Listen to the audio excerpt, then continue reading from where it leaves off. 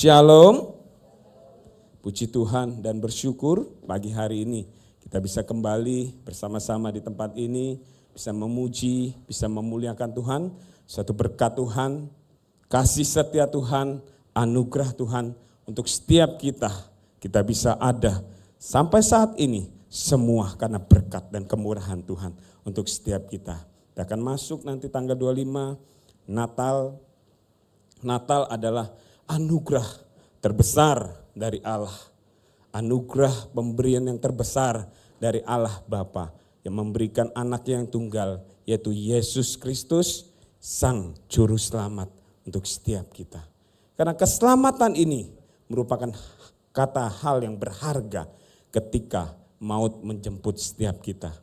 Apakah kita selamat masuk surga atau kita masuk neraka? Pilihan, tawaran untuk kita hidup di dalam Tuhan kita sendiri. Tuhan memberikan setiap manusia itu kehendak bebas. Kita mau berbuat baik atau kita mau berbuat jahat. Itu ditentukan kita sendiri. Ketika kita berbuat baik, ada berkat Tuhan yang tercurah.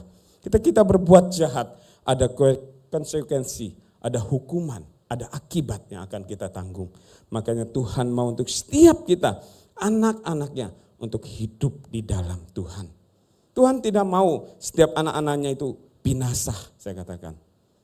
Binasa hanya tempatnya iblis, neraka tempatnya iblis.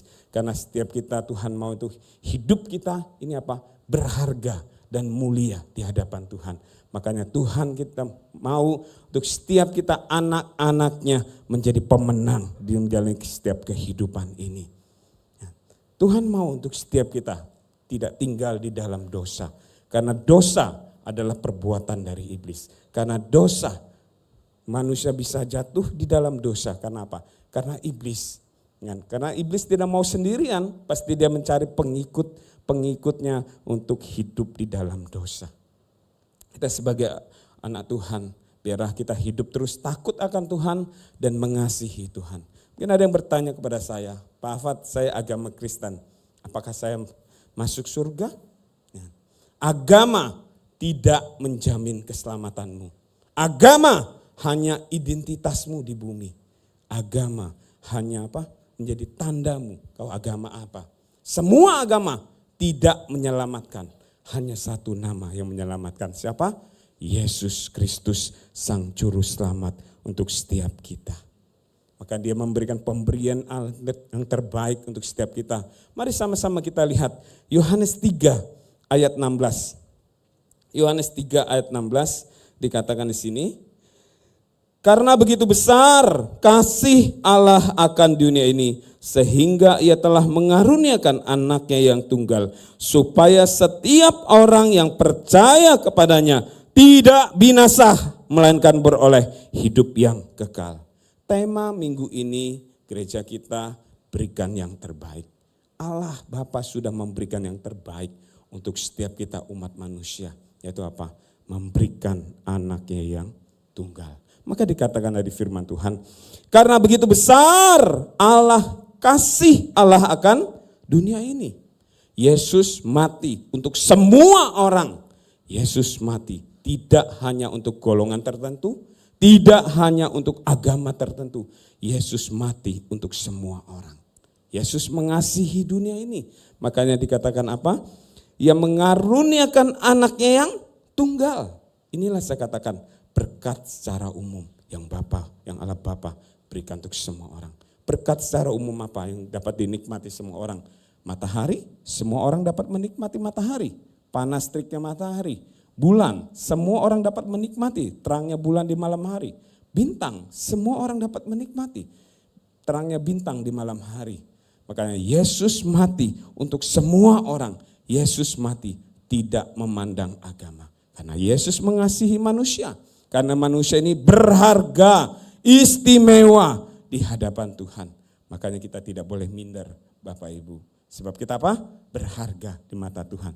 Coba kasih tahu kanan kiri, kamu berharga di mata Tuhan. Ayo sampaikan, kanan kiri, kamu berharga di mata Tuhan. Amin, Bapak Ibu.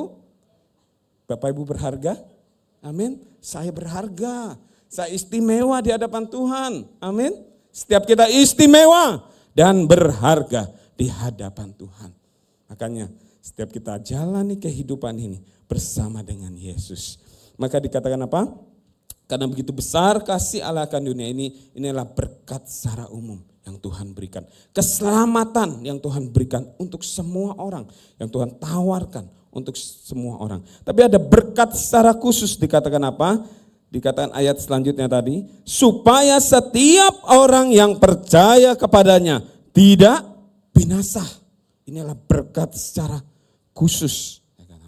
Berkat secara khusus. Khusus apa? Orang yang percaya di dalam Tuhan.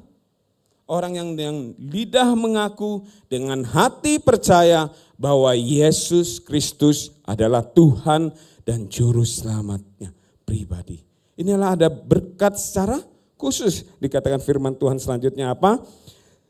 Dia tidak akan binasa melainkan beroleh hidup yang kekal. Ada jaminan keselamatan di dalam Tuhan Yesus Kristus. Ada kepastian keselamatan di dalam Tuhan.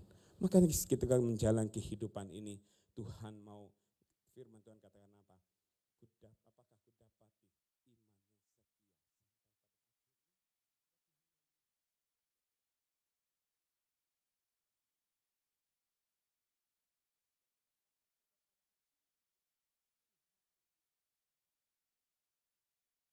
Upah yang Tuhan berikan bagi setiap orang yang setia sampai pada akhirnya. Keselamatan hanya ada di dalam Tuhan Yesus Kristus. Mari kita sama-sama lihat satu kebenaran firman Tuhan. Kisah Para Rasul 4 ayat 12 dikatakan. Kisah Para Rasul 4 ayat 12. Nah, sama-sama kita bacakan firman Tuhan ini.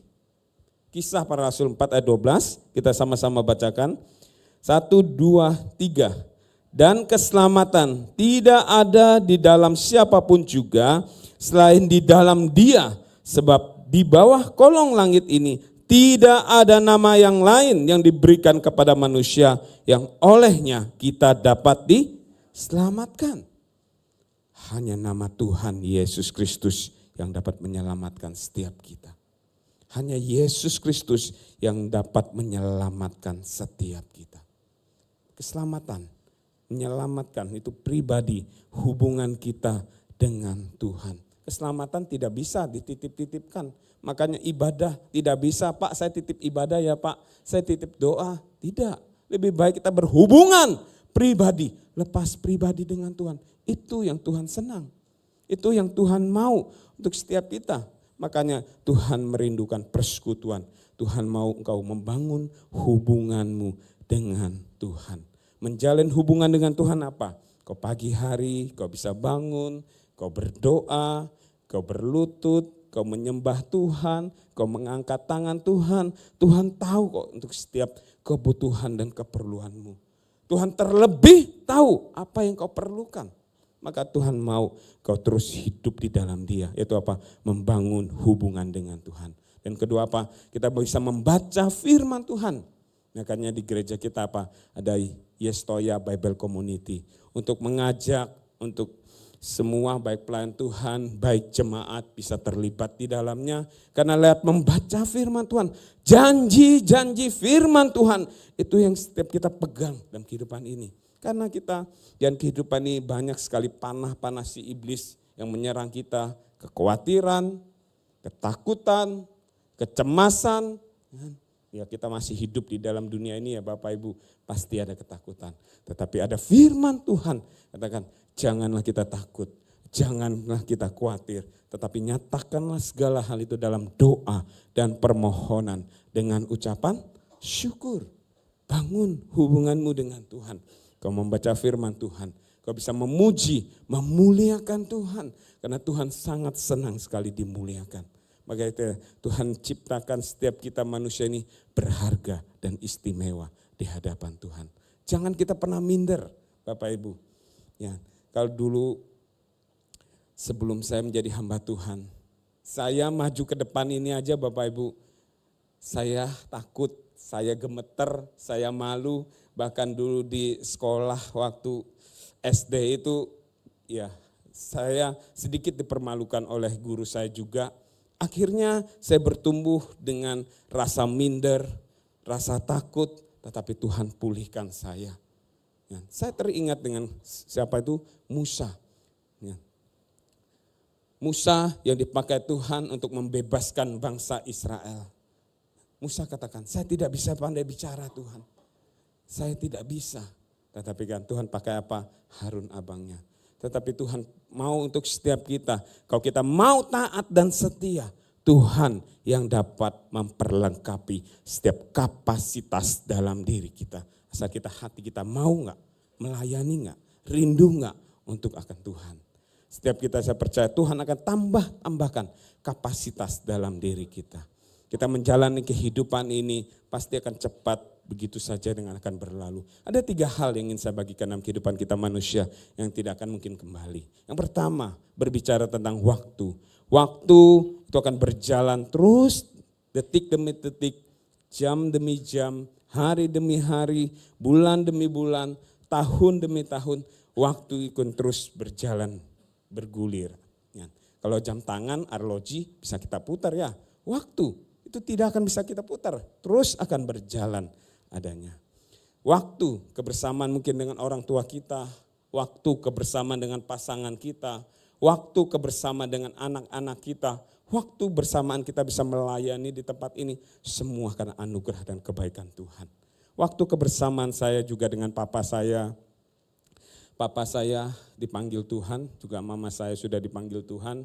Sebelum waktu dulu papa saya, puji Tuhan, bersyukur papa sebelum meninggal dia bisa percaya Tuhan Yesus. Karena papa dan mama saya, dia bukan anak Tuhan awalnya, dia sembahyang. Tapi saya puji Tuhan sebelum beliau meninggal mereka semua mau dibaptis dan percaya Tuhan. Sewaktu papa masih hidup, papa cerita, dan sering kali saya biasa setiap pulang kerja itu, setiap hari Sabtu malam Minggu, saya asal dari Kalimantan Barat Bapak Ibu, Singkawang tepatnya, di tempat kami itu ada nama makanan bubur kodok. Kalau di Jakarta juga ada jual, di daerah Kerendang juga ada. Sering kali saya belikan papa makanan bubur kodok ini, itu saya sajikan di hadapan papa. Papa bilang kepada saya, Fat, kamu sekarang bisa sajikan papa makanan ini. Manis, asinnya, bubur ini, papa masih bisa menikmati itu semua yang kau berikan. Tetapi ketika papa meninggal nanti, kamu taruh banyak makanan di depan altar papa, papa tidak bisa menikmati itu semua. Papa tidak bisa menikmati. Makanya ada waktu yang Tuhan berikan untuk setiap kita. Pergunakanlah itu dengan baik. Pergunakanlah. Mungkin kau bisa melayani, layanilah pasanganmu, anakmu, istrimu, suamimu, layanilah mereka. Saya punya anak yang pertama, Sianan Gabriel, dan yang kedua Cionatan Immanuel. Ya, kalau anak kecil, masih kecil, enak kita tuntun, ya, kita tuntun, ajak berjalan, ajak bermain. Tetapi ketika sudah dewasa nanti, mereka sudah punya kehidupan itu sendiri. Itu akan berlalu terus, momennya akan terlewati. Maka selagi masih ada kesempatan dan waktu, kau berikan yang terbaik untuk keluargamu. Dan yang kedua, dalam kehidupan kita 3 hal yang tidak akan mungkin kembali dalam kehidupan kita manusia. Yang pertama berbicara tentang apa? Perkataan. Perkataan ini juga sangat penting sekali untuk setiap kita. Acap kali kita berkata kepada orang lain, kata-kata kasar, kata-kata yang menyakitkan, kata-kata yang tidak baik, kata-kata yang menjatuhkan, kata-kata yang menghina. Firman Tuhan katakan, dari satu mulut loh kau memuji Tuhan. Dari satu mulut kau mengagungkan Tuhan, kau memuliakan Tuhan. Dari satu mulut juga kau bisa menghina manusia yang diciptakan Tuhan. Kalau kita menghina manusia, berarti kita sama juga menghina Sang Pencipta kita. Maka firman Tuhan katakan, jangan sampai demikian terjadi. Biar dari satu mulut kita memuji Tuhan, mengagungkan Tuhan. Biar dari satu mulut juga kita bisa menjadi berkat bagi banyak orang. Sehingga apa? Nama Tuhan dipermuliakan lewat kehidupan kita. Saya ilustrasikan begini Bapak Ibu. Ada kertas putih, ketika kertas ini saya tusuk, ya, saya tusuk mungkin dengan perkataan kasar, perkataan yang menghina, perkataan yang menjatuhkan, ya kata-kata kosor lah, kata-kata kasar lah Bapak Ibu. Mungkin bahasa Jawa ini saya maaf, emang puji Tuhan bersyukur saya sudah 11 tahun di tempat ini, ada kata-kata makian atau apa, saya tidak begitu tahu, tapi saya mungkin ada makian ya ucapan tersenyum aja ya untuk semuanya. Ya, tapi kata-kata makian itu seperti lubang, pulpen yang saya tusukkan di kertas ini menimbulkan lubang. Ketika kertas ini saya tutup lubang ini, mungkin tidak kelihatan lubangnya lagi, tetapi masih ada apa? Ada bekasnya. Maka setiap perkataan kita, mungkin kita sudah minta maaf sama orang lain. Maaf ya, perkataan saya salah. Maaf ya, akan kelancangan saya. Tapi apa yang telah kita katakan, kata-kata kasar tersebut, itu akan menancap di hati orang, membuat apa? Terluka. Makanya setiap perkataan kita, biar perkataan jadi berkat bagi banyak orang. Ketika mama saya juga semasa masih hidup, mama saya berkata, Fat, kamu anak yang paling terakhir dan kamu sekarang sudah jadi hamba Tuhan. Koko, Cece, Koko, saya yang kelima, anak yang terakhir. Kamu harus hidup rukun sama keluargamu. Ya, firman Tuhan dikatakan, di mana ada kerukunan, di situ ada berkat Tuhan yang tercurah. Kalau keluarga yang tidak rukun, ribut terus suami istri, anak orang tua ribut, itu kesukaannya siapa? Iblis. Iblis sangat suka tepuk tangan, hore. Keluarga A ribut, hore. Keluarga B ribut, hore. Keluarga C ribut. Itu kesukaannya iblis. Berkat Tuhan tidak bisa tercurah di dalamnya kalau tidak ada damai sejahtera. Tuhan rindu ada damai sejahtera di setiap keluarga kita. Amin. Bapak Ibu, ya, ada sukacita di dalam Tuhan menjalani kehidupan ini. Kalau berkat keluarga yang suka ribut terus, nanti pindah berkatnya kepada saya atau kepada sama Bu Christine. Ya, amin Bu, amin. Iya, ada damai sejahtera, ada sukacita di dalam Tuhan. Maka ada berkat Tuhan yang tercurah di dalamnya. Dan yang ketiga hal yang dalam kehidupan manusia yang tidak akan kembali, itu apa? Kesempatan. Hidup ini adalah kesempatan yang Tuhan berikan untuk setiap kita. Pergunakanlah kesempatan itu dengan baik. Ada beberapa bulan saya seringkali melayani baptisan Bapak Ibu. Ya, anak itu mau dibaptis, misalnya hari Minggu ada baptisan, tapi dia sudah mau ikut baptisan. Waktu itu pertama dia nggak jadi ikut karena apa? Sakit katanya. Terus yang kedua mau hari Minggu mau dibaptis, ternyata hari Kamisnya dia mengalami kecelakaan. Akhirnya dia dipanggil Tuhan. Makanya ketika ada kesempatan yang Tuhan berikan, pergunakanlah kesempatan itu dengan baik. Ketika kita mempergunakannya, Tuhan yang memperhitungkan untuk setiap kita. Respon yang terbaik juga apa? Dari Yesus Kristus, yaitu Putra Allah. Dia ingin menyelamatkan umat manusia. Sama-sama kita lihat di dalam Filipi 2 ayat 6 sampai 8 dikatakan. Filipi 2 ayat 6 sampai 8 dikatakan sini, yang walaupun dalam rupa Allah tidak menganggap kesetaraan dengan Allah itu sebagai milik yang harus dipertahankan, melainkan telah mengosongkan dirinya sendiri dan mengambil rupa seorang hamba dan menjadi sama dengan manusia dan dalam keadaan sebagai manusia ia telah merendahkan dirinya dan taat sampai mati, bahkan sampai mati di kayu salib. Inilah bukti cinta kasih Tuhan. Ini bukti kasih dari Yesus Kristus untuk setiap kita umat manusia. Dari pertama kita akan belajar dari apa dari Yesus ini, yaitu taat. Taat 4 huruf T-A-A-A-T.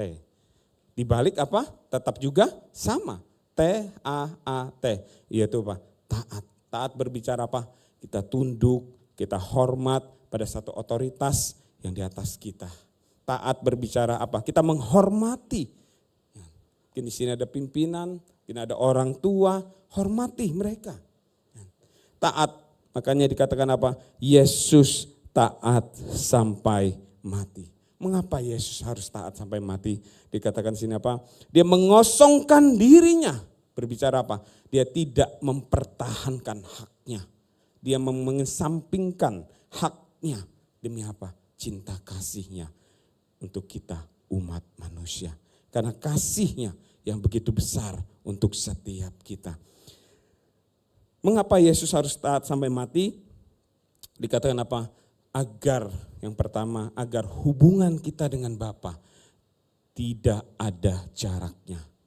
Ketika manusia jatuh di dalam dosa, ketika dosa awal yang terjadi, Tuhan menciptakan Adam, Tuhan memberikan seorang penolong, Hawa. Ketika Tuhan memberikan satu perintah dalam taman, engkau tidak boleh makan buah itu, bahkan engkau raba buah itu Tuhan larang. Tetapi apa yang dilakukan manusia? Ketika godaan itu datang, iblis itu merayu. Makan sedikit aja gak apa-apa kok, kamu akan menjadi seperti Allah. Dikatakan iblis menggoda. Hawa makan, terus diberikan kepada Adam. Adam juga makan. Ketika mereka tahu mereka jatuh dalam dosa, terus apa, mata mereka terbuka dan mereka telanjang, mereka sembunyi. Ketika sore hari Tuhan datang ke taman mencari manusia itu, yaitu Adam. Dia memanggil, Adam, Adam. Apa yang manusia katakan? Mereka takut, mereka sembunyi. Mungkin dia cari Sugeng, Sugeng, Sugeng di mana? Itu Sugeng kameramen kita ya, Bapak Ibu. Ketika kita jatuh di dalam dosa, mungkin kita sembunyi, kita takut. Tuhan mencari engkau. Seburuk, separah hidupmu, Tuhan tidak pernah meninggalkanmu. Asal kau mau berbalik kepada Tuhan. Akhir itu manusia apa? Katakan, kami terbuka, kami telanjang, kami malu. Tuhan memberikan apa? Satu korban, berbicara apa? Itulah darah yang tercurah, keselamatan yang terjadi. Ketika manusia itu jatuh di dalam dosa, mereka harus keluar dari Taman Eden agar mereka tidak makan buah yang lain. Karena yang mereka makan adalah buah pengertian baik dan jahat. Kalau mereka satu pohon kehidupan lagi, mereka akan makan, mereka akan katakan apa? Mereka akan seperti Allah. Makanya Bapak Ibu, ketika kita jatuh di dalam dosa, Tuhan mau ada pemulihan dalam kehidupan kita. Maka ketika mereka jatuh di dalam dosa, mereka harus keluar dari Taman Eden, terpisahlah hubungan dengan Allah. Ketika dulu manusia jatuh di dalam dosa, dia harus datang kepada imam untuk mempersembahkan korbannya. Karena dia adalah Bapa yang kudus, Bapa Allah, Bapa yang suci.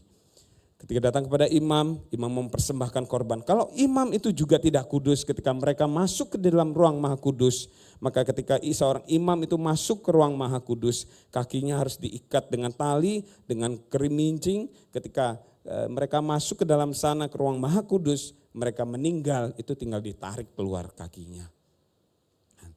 Tuhan mau untuk kita terus hidup di dalam kekudusan. Di perjanjian lama demikian, tetapi Yesus datang ke dalam dunia. Itu apa?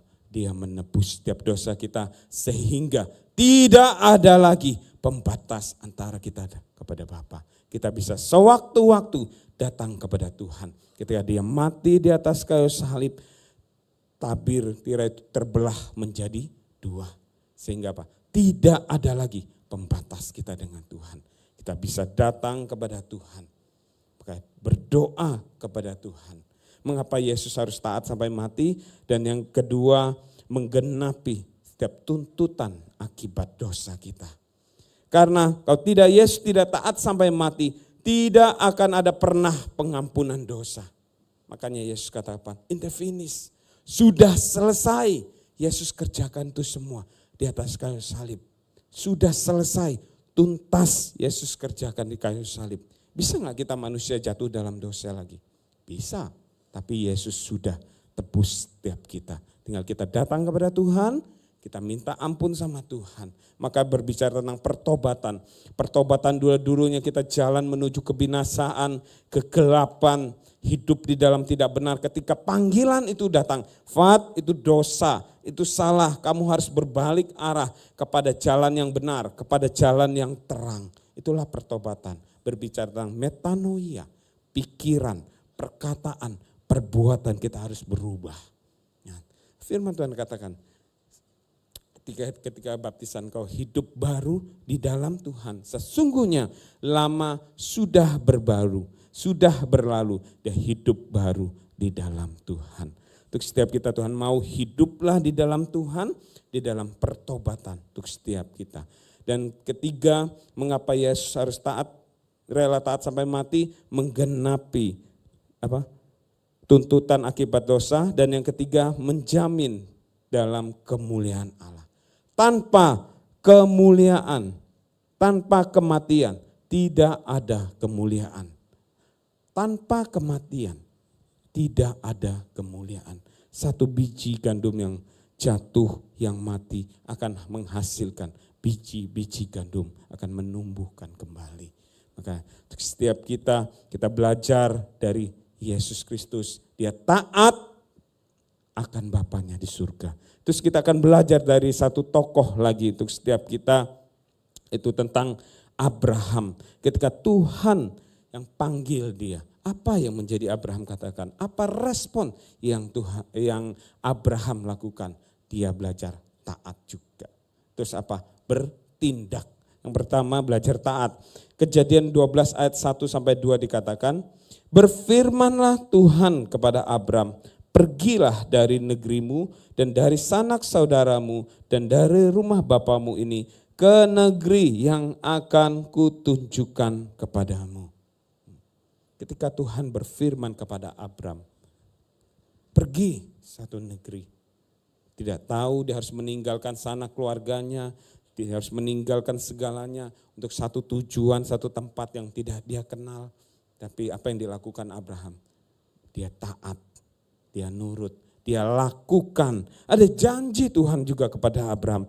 Di ayat yang selanjutnya dikatakan, Aku akan membuat engkau menjadi bangsa yang besar dan memberkati engkau serta membuat namamu masyhur dan engkau akan menjadi berkat.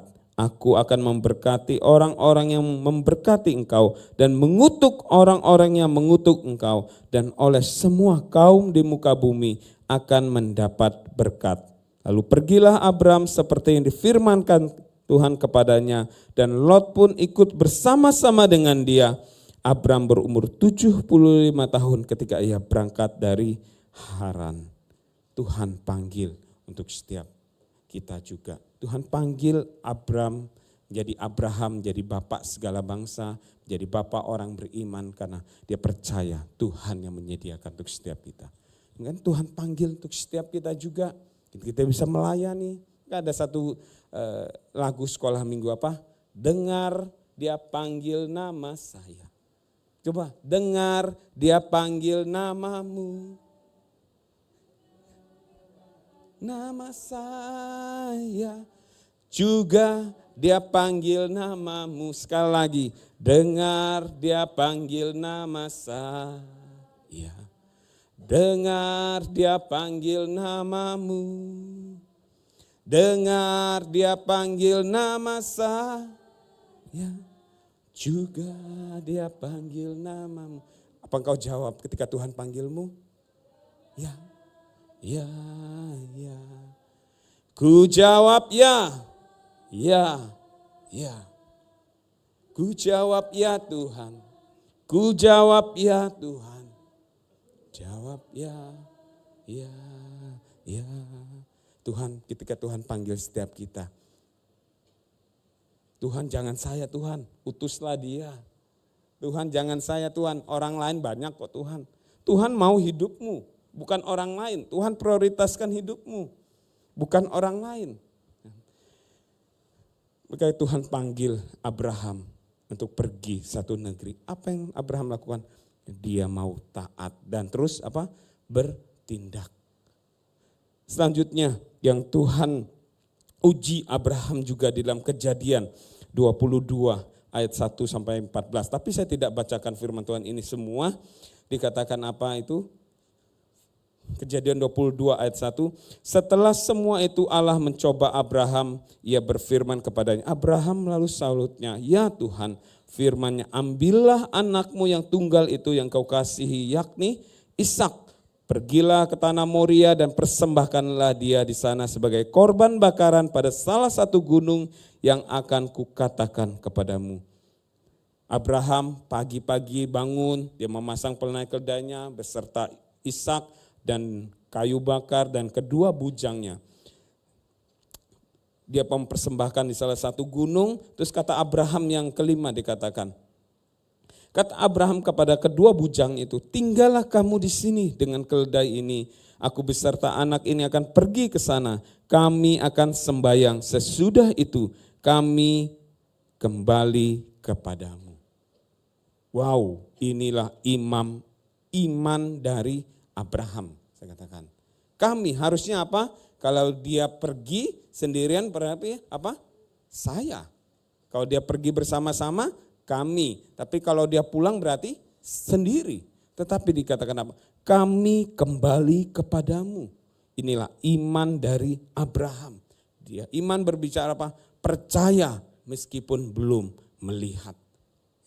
Lalu Abraham mengambil kayu dan tongkat korban bakaran itu, memikulnya ke atas bahu Ishak anaknya. Sedang di tangannya dibawanya api pisau, demikian keduanya berjalan bersama-sama. Berkatalah Ishak kepada Abraham. Ayahnya, Bapa, sahut Abraham, ya anakku, bertanyalah ia, di sini sudah ada api dan kayu, tetapi di manakah anak domba untuk korban bakaran itu?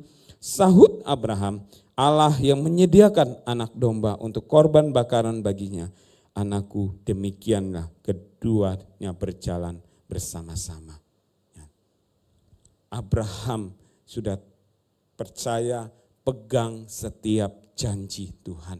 Aku akan memberkati keturunanmu seperti bintang di langit dan pasir di laut. Itu janji Tuhan. Karena janji Tuhan apa? Untuk setiap kita. Kita akan mengakhiri tahun 2023, kita akan masuk di tahun 2024 nanti. Percayalah, setiap janji yang Tuhan berikan untuk setiap kita akan membawa kita dari satu kemenangan demi kemenangan, akan membawa kita dari satu kemuliaan demi kemuliaan. Berkat Tuhan, janji Tuhan tidak pernah terlambat untuk menolong setiap kita. Pegang setiap janji yang daripada Tuhan. Apa ketika mereka sampai di Gunung Moria, Abraham mengikat Ishak. Abraham meletakkan Ishak di atas perbaraan, dia akan memotong Ishak, menyembelih Ishak. Apa dikatakan sahut Tuhan? Jangan kau apa-apakan anak itu. Terus dia menoleh melihat seekor domba. Berarti apa? Tuhan sudah menyediakan itu semuanya. Ini Abraham belum melihat seorang domba yang tersangkut di belukar. Tuhan sudah menyediakan itu semua bagi Abraham. Makanya dialah Allah Jehovah Jireh. Allah yang menyediakan. Maka untuk setiap kita tidak perlu takut, tidak perlu khawatir sebab kita punya Bapa yang kaya. Maka firman Tuhan, lagu pujian tadi katakan, yang lemah dikuatkan, yang miskin diberkati. Kenapa? Berkati bukan berbicara tentang apa? Materi saja. Ada berkat damai sejahtera, ada sukacita, ada berkat kesehatan untuk setiap kita. Kita banyak uang, harta melimpah, tetapi sakit-sakitan yang tidak ada gunanya. Tidak ada faedahnya, tidak bisa menikmati kehidupan ini. Seringkali saya melayani pastoral dalam kematian. Orang meninggal datang, orang hidup melahir dalam dunia ini apa? Datang dengan telanjang. Tidak membawa apa-apa, nangis terus dimandiin sama suster, dipakai baju. Ketika orang meninggal nanti pulang ya tidak membawa apa-apa, tangisi oleh keluarga, dimandiin sama tukang mayat, ya, dimandiin terus dipakai baju, dikubur. Berarti apa? Sesuatu hal yang fana akan kita tinggal semua ini. Di dalam dunia ini. Semua harta kekayaan itu adalah pemberian daripada Tuhan. Itu titipan yang daripada Tuhan untuk setiap kita mengelolanya dengan baik. Dan agar kita bisa menjadi berkat bagi banyak orang dan nama Tuhan dipermuliakan lewat kehidupan kita. Kita harus belajar lewat kebenaran firman Tuhan pagi ini, kita belajar taat. Apa yang Tuhan mau untuk setiap kita dan memasuki tahun 2024 nanti, belajarlah taat dan setia di dalam Tuhan. Sambil saya undang untuk tim PAW bisa naik ke atas. Menjalani kehidupan ini, Tuhan mau belajar taat, apa yang Tuhan sudah sampaikan kepadamu, bertindaklah dengan iman percayamu. Seperti Abraham tadi, dia katakan pergi persembahkan anakmu. Apa yang lakukan Abraham? Dia pagi-pagi benar, dia mempersiapkan itu semua, mengajak bujang dan anaknya, dia lakukan apa yang diperintahkan Tuhan. Ketika Tuhan panggil saya juga, saya bisa bersyukur, saya bisa melayani Bapak Ibu, puji Tuhan. 11 tahun saya di Kota Malang ini tidak terasa Bapak Ibu. 11 tahun. Ketika Tuhan panggil, saya dulu kerja di Taiwan, kenal Bapak Gembala waktu di Taiwan, saya di gereja Betani Chungli di Taiwan waktu itu. 6 tahun saya bekerja, saya bisa perpanjang job kontrak saya ke 9 tahun per 3 tahun karena 9 tahun. Tetapi panggilan Tuhan itu datang, terus saya uji, ada damai sejahtera, ada sukacita, ada dukungan dari orang tua, dari mertua, ada dukungan. Terus saya bawa dalam doa, saya tanya istri saya juga, karena waktu itu saya sudah menikah Bapak Ibu. Saya untuk memutuskan jadi hamba Tuhan sudah menikah. Tuhan panggil, saya pulang ke Indonesia. Tapi sebelum saya ke Malang, saya tinggal juga di Tangerang, di rumah mertua. Karena untuk masuk sekolah teologi waktu ini sekitar bulan Agustus, saya pulang Februari. Saya sempat bekerja juga 4 bulan sebagai sedikit penerjemah. Karena ada satu perusahaan, pabrik itu, dia beli mesin dengan orang Jerman, ya. Terus yang pemiliknya orang Jerman, dia beli mesin di China, datangin teknisi Cina, saya disuruh bantu menerjemah di situ. Berjalan hari demi hari, ketika teknisi sudah selesai merakit mesin-mesinnya, dia akhirnya pulang. Terus seorang bosnya nawarin melalui manajernya untuk nawarin saya, mau nggak kamu kerja di sini untuk menjadi kepala bagian produksi di pabrik ini? Karena waktu itu dia buat label harga seperti di Indomaret itu plastik itu karena dia produksi di bagian itu. Saya bergumul, saya berdoa, akhirnya saya putuskan saya pulang ke Indonesia, saya mau ke Malang, saya katakan saya mau sekolah teologi ya. Terus orang Jerman itu berdiri dalam satu tumpukan bahan yang mau dikerjakan, kamu mau jadi pendeta ya? Ya dia dengan bahasa Jerman gitunya, dia terus dikasih tahu sama manajer, ya saya katakan, dia tersenyum. Ya. Maka untuk setiap kita, ketika Tuhan panggil setiap kita, apakah kita mau taat dan setia? Ketika Tuhan panggil itu, terus saya mau belajar taat, saya uji juga, koko saya juga nawarin saya, karena kita semua keluarga dari Kalimantan semuanya bisnis Bapak Ibu, punya usaha masing-masing. Koko tawarin, Fat kamu mau gak buka usaha konter HP, nanti kita bagi hasil. Ya. Saya katakan, kok saya pulang ke Malang ini, pulang ke Indonesia, saya mau sekolah di Malang. Saya katakan, Tuhan panggil saya. Akhirnya Koko tanya, kamu jadi pendeta, nanti istri, anakmu makan apa? Ya. Saya katakan, ya makan nasi lah. Ya, Bapak Ibu ya, masa dikasih makan batu anak orang? Ya dikasih makan nasi, saya katakan. Terus anak-anakmu sekolah nanti makan apa? Uang dari mana? Saya percaya Tuhan yang menyediakan untuk semua. Akhirnya saya ke Malang, saya dijemput Bapak Gembala di bandara, sempat 2-3 minggu saya tinggal di rumah Bapak Gembala sambil mencari rumah di Tidar dulu juga. Berjalan waktu demi waktu, ya, makanya di Malang ini hanya satu, saya datang ke Malang, saya bisa makan kerupuk putih sama nasi, itu berkat Tuhan. Sebelumnya saya belum pernah Bapak Ibu, maksudnya nyobain makan kerupuk sama nasi hanya di Malang, di Jawa ini. Ya. Itu enak sekali Bapak Ibu. Sebelumnya ya kita Kalimantan ya lidahnya berbeda pastinya ya. Tapi saya menikmati, itulah berkat Tuhan untuk setiap kita. Kayak berjalan dengan waktu, puji Tuhan saya dikarunia anak. Yang pertama itu Shannon Gabriel dan yang kedua Jonathan Immanuel.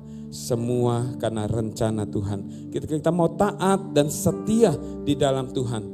Tuhan yang menyediakan yang terbaik untuk setiap kita. Mungkin Tuhan, firman Tuhan apa yang kau lakukan? Mungkin apa yang Tuhan perintahkan dalam hatimu yang harus kau lakukan. Lakukanlah itu dengan iman percayamu. Saya percaya ada kemuliaan di atas semua.